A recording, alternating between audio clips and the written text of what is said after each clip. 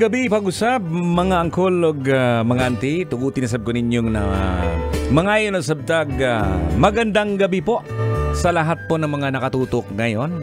Sa mga gising na gising pa, tsaka sa mga inaantok. Alam mo kung bakit gising na gising? Dahil nga, sweldo day pala ngayon. Pizza 30. Ang tanong ko ngayon kung nakapagbayad ka na ba sa mga pinag-uutangan mo?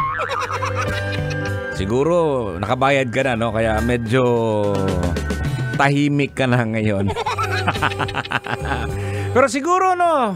Hindi naman ganoon. Pero siguro nung narinig mo yung balita kanina, oo, na sabi nga dito kaninang ngayong gabi lang, no? Ang naturang long-time partner na si Daniel Padilla at saka si Catherine Bernardo. Ang una pong nag-post po, base po sa ating nakuha dito, ay si Catherine na confirmed her breakup with her long-time partner, no? Ilang minutes after nan, syempre si lalaki. Sabi dito na nag-confirm din sa status ng kanilang relationship in his own account. Marami pong apektado Samantalang dati ganyang mga artista hindi masyado sigurong napag-uusapan, no? Oo, maraming mga ayoko lang banggitin ngayon kasi gusto kong pag-usapan siguro to bukas, ha. Oo, kasi maraming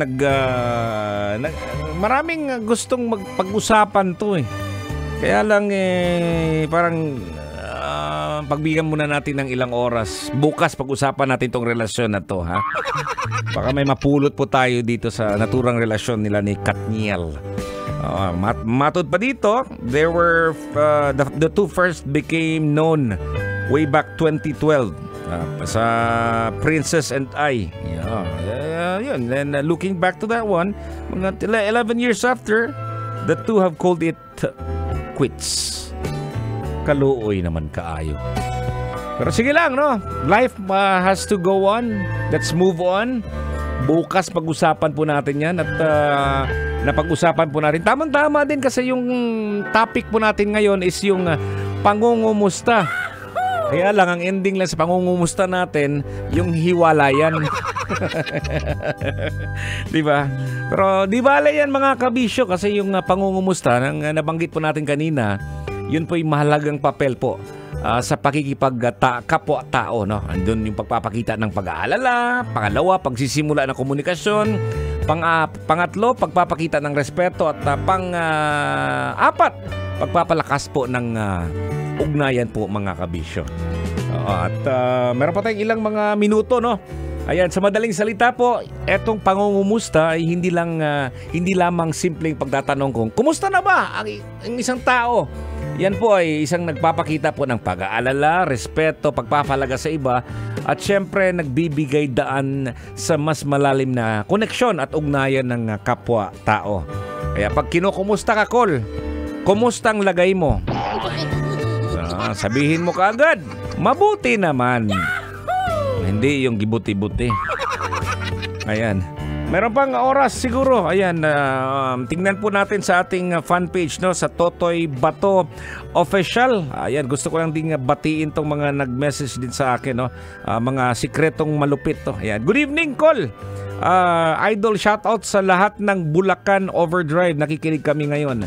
Lalo na sa aming Yorme, Rod June Gabatino at Cap Jace Adlaon. Thanks from Jobert Virtuazo. Ayan. Greet naman po kami from Tubod, Surigao del Norte, no?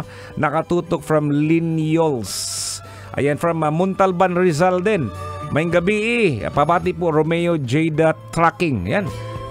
Jada Trucking, Romeo. Hello po sa mga drivers from Muntalban, Rizal. Maraming salamat sa mga nakatutok dito, no. Etong kagandahan dito sa mga trucking, no. Meron sila kasamang pahinante, di ba? Usually ang mga pahinante yan, nakataas ang paa.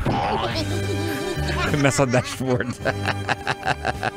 Okay, bago po tayo magtatapos dito sa programa po natin, imbitahan ko po kayo, bago bukas sa programa po natin, kung makadaan po kayo sa may PTEX po. Ayan, meron po tayong concert dun. May grand raffle draw concert. Ayan, makakasama po natin sina Robin Shena, Conyo Bicolano, yours truly, Totoy Bato, Kiko Tanggero, Uncle Dagol, Tanya Chinita. Diyan po tayo sa may PTEX. At marami po mga premyo dito, motorbike, meron pang mga local travel na mga coupons, smartphones, pocket wifi, load, card, voucher at iba pa. At marami pang iba po. Kita-kits po tayo bukas, no? Mga bandang alas 3. Ayan, 3, 4. Bago po ako dito sa ating programa, no? Marami po salamat, no? At sa inyong pagtangkilik dito sa ating programa, 9 p.m. till 12 midnight. Ako po inyong hanlandong sisibya sa radyo.